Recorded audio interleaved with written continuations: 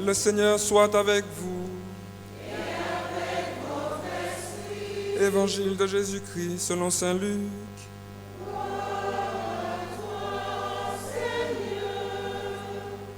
En ce temps-là, Jésus se rendit dans une ville appelée Naïm. Ses disciples faisaient route avec lui, ainsi qu'une grande foule. Il arriva près de la porte de la ville au moment où l'on emportait un mort pour l'enterrer. C'était un fils unique, et sa mère était veuve. Une foule importante de la ville accompagnait cette femme.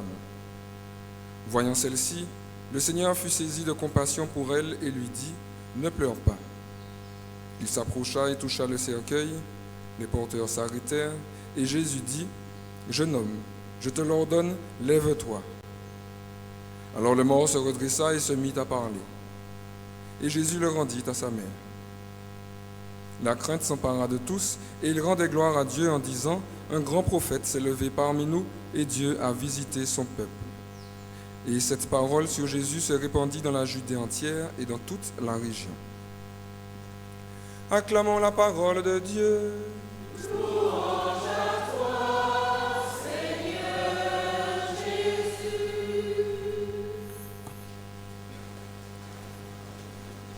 La résurrection des morts, alors comme je disais hier soir, si un jour vous vous trouvez dans une veillée et que le prêtre débarque, jeune homme, je te l'ordonne, lève-toi. En tout cas, moi, on va faire toto. Moi, c'est pas des personnes dans la. Et pourtant, c'est arrivé, hein. C'est arrivé et ça. Alors, c'est déjà arrivé parfois parce que le mort était mal mort, je crois, avant. Mais c'est arrivé dans l'évangile, hein. Jésus a ressuscité Lazare, il a ressuscité le fils de la veuve de Naïm, lui-même va ressusciter. Élie qui ressuscite le fils unique de la veuve de Sarepta. Bref, plein d'actes de puissance comme ça pour manifester quoi? Pas qu'on ne doit pas mourir, puisqu'on va mourir, mais que Dieu est le Dieu de la vie et que même au-delà de la mort, la vie continue à faire son œuvre. Et tous ces actes-là que Jésus pose, ces paroles, on va les appeler des actes prophétiques. Le prophète, c'est celui qui parle au nom de Dieu. Dans l'Ancien Testament, on va faire un petit exercice de catéchisme. Donnez-moi des noms de prophètes dans l'Ancien Testament, 3-4. Élie, Abraham, à sa sauce, Abraham, oui, mais ce n'était pas typiquement un prophète.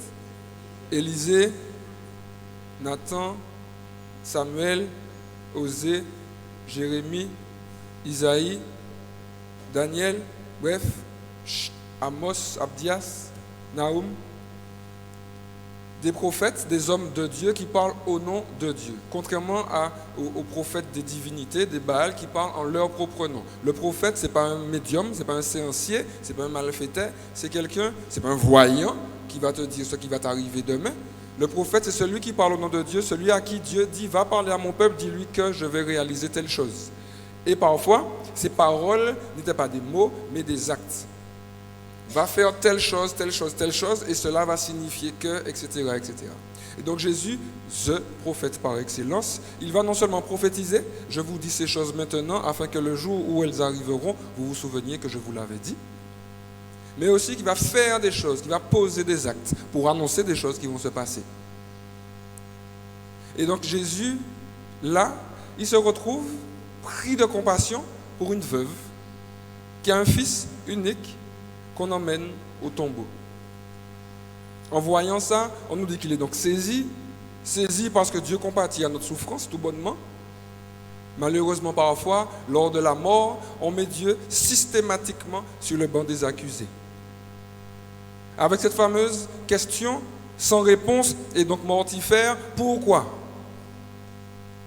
Pourquoi lui ? Pourquoi elle ? Pourquoi comme ça ? Pourquoi maintenant ? Pourquoi nous ? Pourquoi pas les autres ? Pourquoi ? Même si la personne est morte d'un accident dans les escaliers, parce qu'elle a glissé sur une peau de banane, on va chercher ce qui est normal dans le processus de guérison, du deuil. On va chercher un sens à ce qui s'est passé. On va chercher pourquoi. Pourquoi? Matériellement, elle a glissé, elle s'est cassé le cou. D'accord. Mais ça ne va pas nous suffire. On va demander pourquoi? Parce qu'elle n'avait que 5 ans quand elle est tombée dans l'escalier, donc pourquoi? Donc on va chercher un sens plus profond. Mais malheureusement, cette question restera normalement sans réponse. Mais le souci, c'est que tant qu'on n'aura pas la réponse, on ne va pas faire le deuil, parce qu'on n'aura pas accepté cette mort. Et donc dans le travail du deuil, à un moment, il faudra accepter de lâcher cette question mortifère et qui tourne en boucle, cette fameuse question du pourquoi. Pourquoi? Parce qu'elle est tombée dans l'escalier et cela me suffit. Et donc, souvent, on pointe le doigt vers Dieu. Seigneur, c'est de ta faute, comme Marthe et Marie, les sœurs de Lazare. Si tu avais été là, mon frère ne serait pas mort. Quand on prend la phrase à l'envers, mon frère est mort parce que tu n'as pas été là. En gros, c'est faux tout.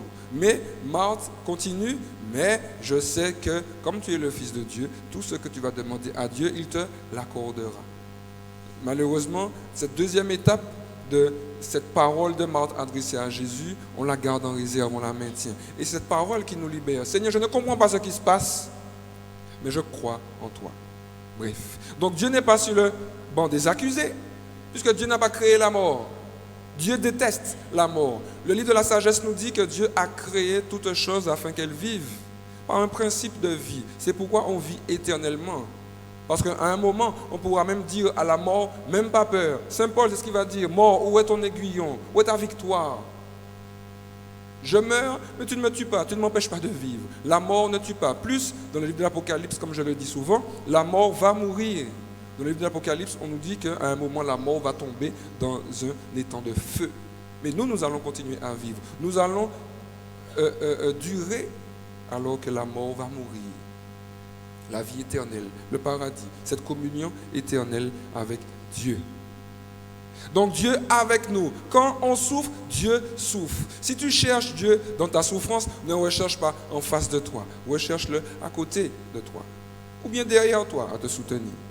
Alors Jésus prie de pitié pour ça parce que le peuple pleure un enfant qui est mort. Mais plus comme il a cette vision béatifique, comme on dit, il discerne dans les événements ce qui appartient au plan de Dieu, le discernement, les signes, comme on dit, quand Dieu lui parle, etc. Quand Marie à Cana va lui dire « fais ci », il va dire hey, « qu'est-ce que tu me veux quoi? Mon nom n'est pas encore venu ». Et puis Marie qui n'est même pas sur lui, qui va dire « au serviteur, faites tout ce qu'il vous dira. » Et Jésus va obéir sagement à sa maman parce qu'il a reconnu après coup que la voix de sa maman était la voix du Saint-Esprit pour lui donner le top départ de sa mission. Donc Jésus voit dans les événements l'action de son papa qui lui dit va là, fais ci, maintenant on passe à telle étape. Et donc quand il voit cette veuve arriver avec ce fils et ce groupe de personnes endeuillées, bien, il se voit lui, le fils unique d'une veuve. C'est un petit signe aussi en combinaison avec Jean 19 où Jésus va remettre Marie à Jean qui nous fait voir que Joseph était déjà mort avant la passion. Parce que si Joseph était encore vivant, il n'y aurait pas eu de raison pour que Jésus confie Marie à quelqu'un d'autre. Est-ce qu'elle est rentrée tranquillement chez elle avec son époux pour aller pleurer son enfant? Donc si Jésus la confie à Jean, ben c'est parce qu'elle n'a plus d'époux, une veuve. Et un fils unique, Adelphos, dans le grec, frère, cousin. Arrêtons de chercher des frères et sœurs à Jésus. Quand on parle de frères et de sœurs de Jésus dans l'Évangile, ce sont des cousins. Comme ici en Martinique, ben, les amis des parents sont appelés tonton et tati par les enfants. Et ça ne dérange personne. Comme Abraham va appeler son neveu mon frère. Comme nous, on s'appelle mon frère, ma sœur. Il n'y avait aucun sens, spirituellement parlant, dans le plan de Dieu, que Jésus ait des frères et sœurs. Comme il n'y avait aucun sens qu'il soit marié, encore moins sa Marie-Madeleine.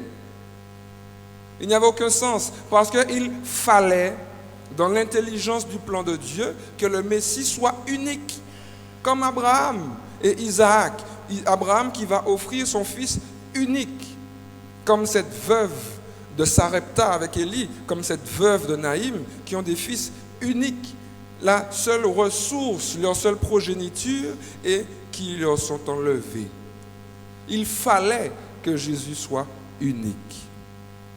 Et donc, deux petits signes comme ça, littéraires, qui nous montrent en combinaison avec d'autres versets, donc vous le comprenez, que non seulement Marie était cette veuve au pied de la croix, mais que Jésus était son Fils unique. Donc la prophétie, l'acte prophétique nous annonce quelque chose qui va arriver. Donc Jésus, il voit par anticipation ce qu'il va vivre. Comme à Gethsémani, il va pleurer, parce qu'il voit déjà qu'il va mourir.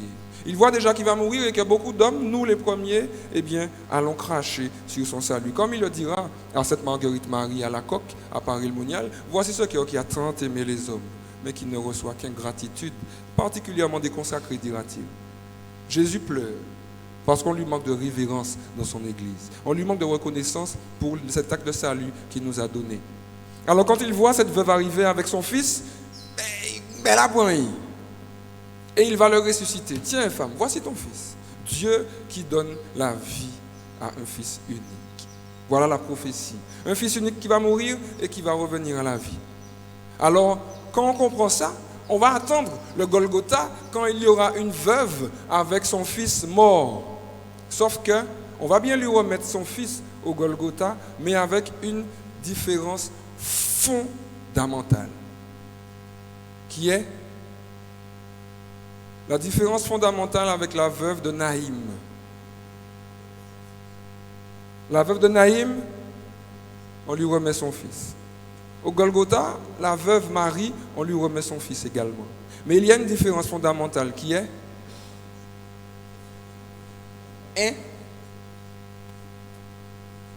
la résurrection. On ne parle pas de résurrection, on est à la croix. Quoi? Ah, j'ai pas entendu. Ah, merci. Il n'est pas mort dans les bras de sa mère. On remet à sa mère un cadavre. Il était déjà mort. La veuve de Naïm, Dieu lui remet un fils vivant. Tiens, voici ton fils. Au Golgotha, on remet à la veuve Marie un fils mort. Et donc là, quand on contemple ça, on dit, mais il y a un bug. La prophétie n'est pas accomplie. Parce que normalement, on devait remettre à cette veuve un fils vivant. Et on lui remet un fils mort. Alors, toute violence dans le sac, on retourne à la maison, comme les disciples d'Emmaüs, on croyait que cet homme a été le Messie qui allait sauver Israël. Mais en fait, on l'a tué. Bon, il y a des gens qui ont dit qu'il est ressuscité, mais nous, lui, on ne l'a pas vu. On est désespérés parce qu'on pensait que la prophétie allait s'accomplir, mais en fait, elle ne s'est pas accomplie. C'est un cadavre qu'on a remis à la maman. Sauf que la Vierge Marie a plus d'un tour dans son sac. Elle, Notre-Dame des Sept Douleurs, elle pleure, la Pietà qui reçoit ce cadavre dans ses bras. Elle ne s'appuie pas sur ce qu'elle voit. Elle va s'appuyer sur la parole de l'ange Gabriel qui lui a dit que ton fils va régner sur la maison, sur le trône de son père éternellement. Alors elle serait face à une intersection, face à un carrefour. L'ange m'a dit ça et pourtant mon fils est mort dans mes bras.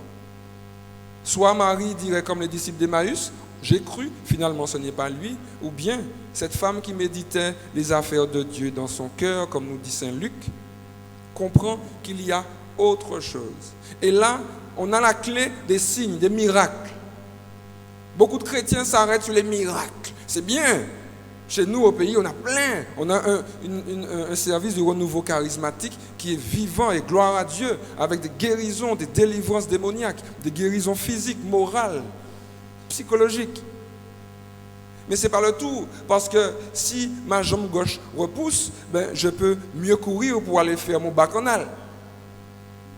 Jésus n'est pas venu guérir tout le monde, il est venu sauver la multitude. Ce n'est pas la même chose.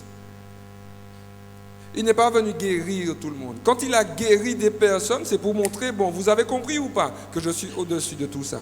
Quand il a ressuscité quelques personnes, c'est pour nous dire, vous avez compris ou pas que je peux ressusciter. Vous avez compris ou pas que je suis le Dieu de la vie. Et donc Marie, elle ne va pas chercher de signes. L'heure n'est plus au bruit. L'heure n'est plus à la manifestation de gloire éclatante. Elle contemple la gloire de Dieu, comme disait Saint Jean, puisque Saint Jean il dit que quand Jésus est crucifié, il manifeste sa gloire, il est glorifié. Une gloire qu'elle va contempler, mais une gloire silencieuse, une gloire plus stable. Je ne vais pas m'appuyer sur les signes de puissance, mais je vais m'appuyer sur une parole qui m'a été donnée, sur la foi, sur la promesse. Dieu est fidèle. Marie, dans son cœur, comprend que si l'ange venait vraiment de Dieu, alors ce cadavre qu'elle a dans ses mains vivra. Amen. D'ailleurs, on va continuer un petit peu plus loin et on va voir que cette bonne maman veuve, triste, parce qu'elle pleure, n'ira pas au tombeau le dimanche de Pâques. Marie-Madeleine, oui. Les femmes, oui. Après ce temps du sabbat, ils ont mis Jésus tout de suite au début du temps du sabbat, au tombeau. Et comme il ne fallait pas travailler pendant le sabbat, donc ils ont attendu la fin, le dimanche, le jour de la résurrection, pour retourner au tombeau, pour continuer les rites funéraires, embaumement, de l'huile, etc. On nous cite les personnes qui vont au tombeau. Marie n'est pas dedans. Pas parce qu'elle ne s'est pas réveillée ce matin-là, pas parce qu'elle s'en fichait de son fils, parce qu'elle n'avait rien à voir dans le tombeau. Le grand samedi, le samedi saint qui précède le dimanche de la résurrection, quand nous fêtons la liturgie, on l'appelle le grand samedi ou bien le samedi du silence. C'est pourquoi tous les samedis, nous vénérons la Vierge Marie. Vénérer, pas adorer, je précise, ce n'est pas la même chose. Nous sommes avec Marie dans l'attente, pas dans les pleurs seulement, dans les pleurs oui, mais dans l'attente confiante. Seigneur, tu as dit, je crois. Marie a été la seule à croire que les prophéties avaient dit que le Messie allait ressusciter 3 jours après, alors il va attendre, tranquille. Elle n'a rien à voir à aller voir dans le tombeau. Elle sait que son fils n'est pas là. De fait, son fils n'est plus là. Ces signes nous montrent que, en fait, l'accomplissement des prophéties déborde toujours ce qu'on espère. Quand Dieu répond, il ne répond jamais strictement à ce qu'on attendait. Je prenais l'exemple hier. Dieu te dit, tu auras une maison et il te donne un grand château sur 8 hectares. Il te dit, tu auras un véhicule pour rouler. Tu t'attends à une petite 208 et puis il te donne une grosse bima. Respectez les panneaux de la route, s'il vous plaît. Il te promet une progéniture, tu attends un enfant, eh bien, il t'en donne 12 en équipe football. Allez, des remplaçants, 14. Dieu répond toujours en débordant, toujours. Le Messie, on savait que le Messie allait venir de la part de Dieu pour sauver Israël. Débordement, le Messie, c'est Dieu lui-même qui vient sauver son peuple. Amen. C'est pour nous aider à ne pas maîtriser les affaires de Dieu, à nous laisser déborder justement par Dieu. Et donc la prophétie nous annonce quelque chose. Alors on s'attend à ce que la chose arrive, mais finalement Dieu, le coquin, il va beaucoup plus loin. Qui fait que parfois la réponse n'est pas au moment où tu l'attends, comme Marie. Son fils vivant, ce n'est pas au moment où elle l'attend. Son fils vivant, ce n'est pas au Golgotha qu'elle va le trouver. Elle est déplacée, la prophétie. Mais pour maintenir Marie dans l'espérance, c'est dans la foi. Qu'est-ce qui est plus important pour nous, frères et sœurs? De voir des signes, pleins de signes, aussi contradictoires soient-ils en fonction de la sincérité de notre cœur. Ou bien la confiance que Dieu est avec moi. Parce que je vous informe, Dieu nous a sauvés. Monseigneur Macaire, hier soir, à la Blessing Night, ce grand concert, ce grand temps de la caravane de l'espoir qui avait hier soir à la place des Calbassiers, nous a dit qu'on a déjà notre place comme un billet d'avion. Vous avez votre billet d'avion en main, la place est déjà réservée, bloquée. On a déjà notre place au paradis, c'est bloqué. Et malheureusement, ben là, nous avons pas de billet. Par contre, hier, nous avons traîné, nous avons fait, ouais, Seigneur, le paradis, ouais, bon, ok, mais bon, j'aime bien ma bombe quand même, bon, comprends, Seigneur. Est-ce que tu crois que tu es sauvé? Si tu crois que tu es sauvé, si tu crois que ça là, ce n'est pas du bluff, que ton Dieu est mort sur une croix pour toi, pour te délivrer du mal et de la mort, alors quand tu as la maladie devant toi, quand tu as le gros poil carabiné devant toi, quand tu as le chômage devant toi, quand tu as la faillite devant toi, quand tu as les humiliations, la calomnie devant toi, comme Marie, crois et tu verras la gloire de Dieu. Amen. On peut s'égarer dans plein de signes qu'on demande. Et parfois, pour nous éduquer, Dieu fait silence. Mais Seigneur, ça fait des années que je te demande des signes, des signes. Comme si le signe va faire quelque chose pour toi.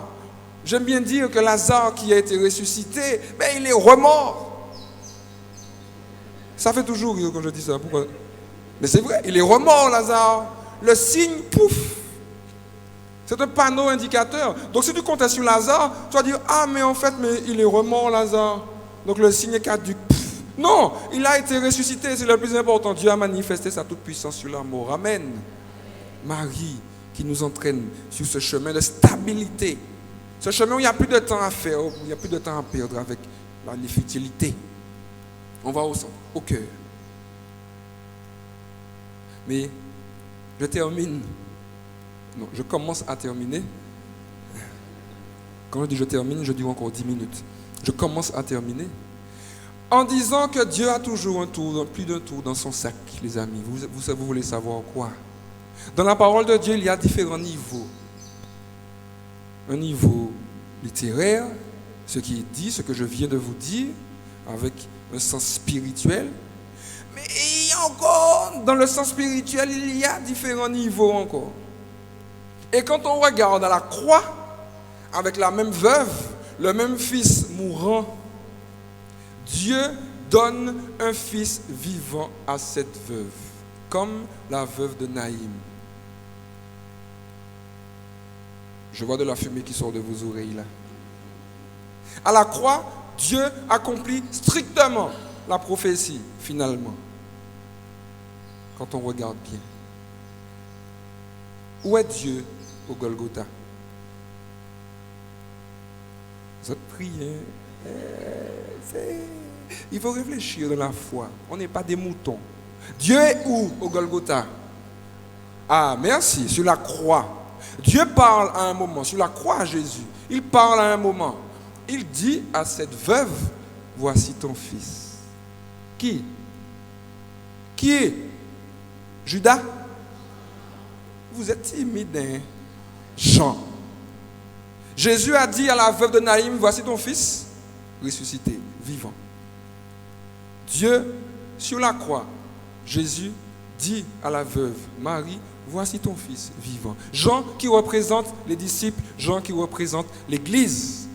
Le don de Marie à l'Église et le don de l'Église à Marie fait partie intégrante du plan du salut. Ce n'est qu'après que Jésus dit, tout est accompli.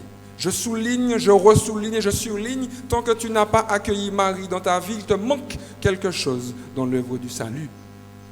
Parce que Jésus aurait pu donner Marie après la résurrection. Non, avant que soit accomplie son œuvre de salut, il donne Marie. Parce qu'il nous dit quelque chose dans cette adoption filiale. Alors avec Jean, la filiation est déplacée. Dieu va donner un fils vivant, ressuscité à Marie, Saint Jean, l'Église. Et comme je disais hier, pour ne pas croire que le Père Lucinet fait des gymnastiques intellectuelles pour vous endormir et pour vous faire avaler des boas ou des couleuvres. Dans l'Ancien Testament, Israël était appelé le Fils de Dieu. Le peuple, une personne corporative, comme on dit. Israël, le peuple, l'unité du peuple, était appelé Fils de Dieu. Israël était appelé le Messie de Dieu, celui qui est choisi par Dieu pour sauver les nations. Alors oui, l'Église, le nouvel Israël, le nouvel enfant de Dieu, l'Israël ressuscité.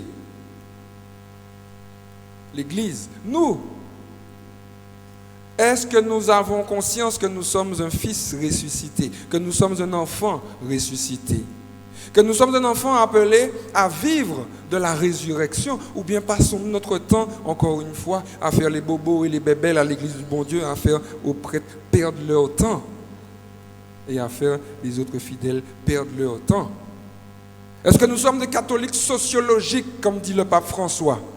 Je suis baptisé, je suis catholique, cela me suffit. Bon, je vais à la messe une fois de temps en temps, mais je suis catholique. Non, c'est pas ça être catholique. Hein. Tu es baptisé, mais tu ne es pas encore catholique. Le catholique, celui qui est baptisé et qui est en communion avec le pape et qui est docile et dans l'obéissance au magistère de l'Église.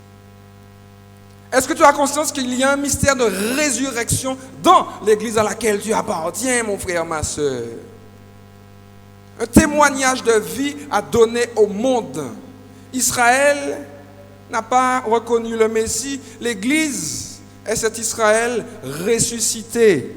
Pas qui vient remplacer et puis balancer l'Israël, non, mais qui est Israël accompli. Jean à la croix, l'Église à la croix, et ce fils, cet enfant, remis à la Vierge Marie et remis au monde. Oui.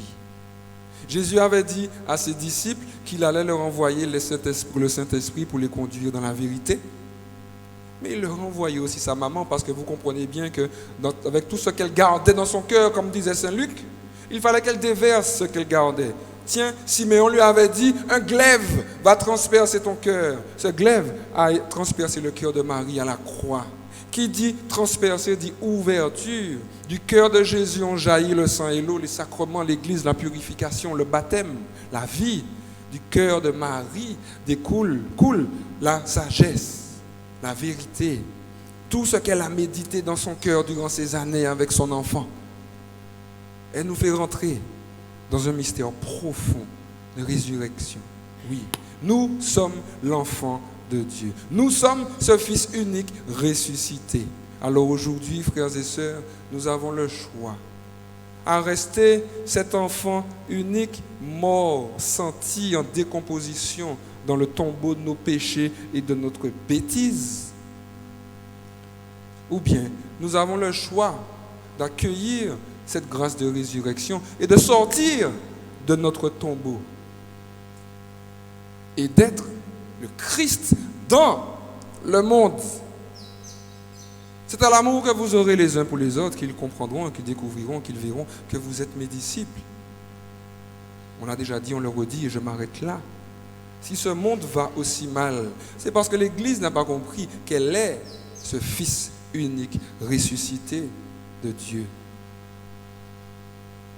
Alors, par cette Eucharistie, maman, demandons au Seigneur par l'intercession de la Vierge Marie une grâce de conversion pour nous individuellement, mais une grâce de conversion pour notre communauté, une grâce de conversion pour notre Église en Martinique avec à sa tête Monseigneur Macaire.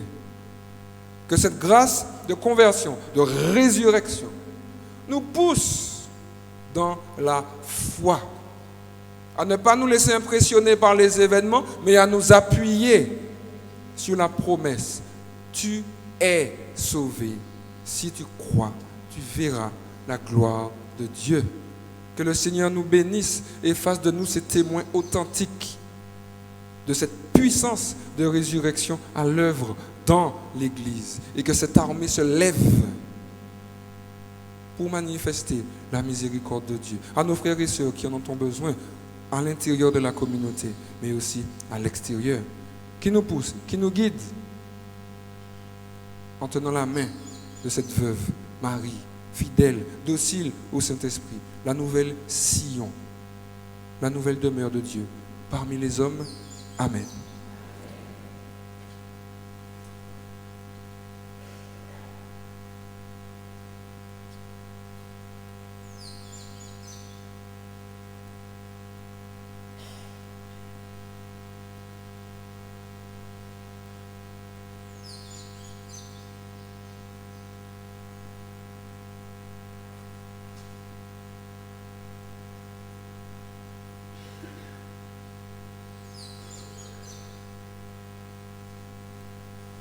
Frères et sœurs, levons-nous et dans cette espérance professons notre foi. Je crois en Dieu, le Père Tout-Puissant,